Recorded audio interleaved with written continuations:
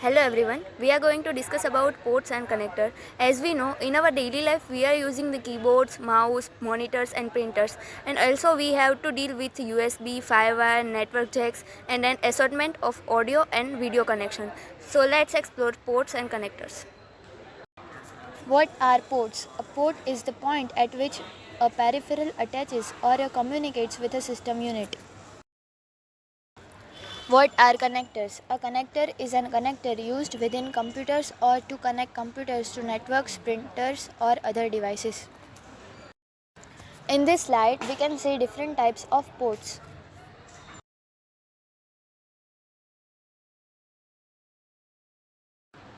The PS2 connector.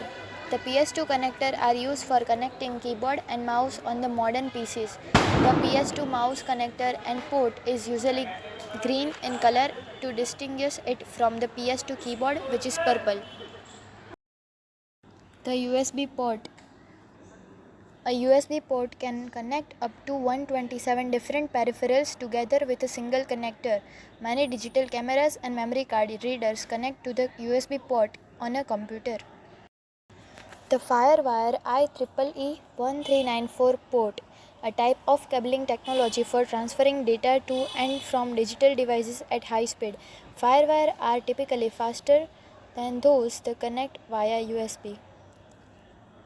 RJ45 Ethernet port. Local area network uses a SCET-EC cable and RJ45 connection. The SCET-EC cable is also called the Ethernet cable. Network connection generally uses a 10 by 100 Mbps speed. This means it has two different speeds, 10 Mbps and 100 Mbps. DB25 parallel port. The printer connects to your computer with a parallel connector. This connector has 25 pins. Other types of ports include FireWire port, Bluetooth port, SCSI port, eSATA port, ERDA port, serial port, and MIDI port.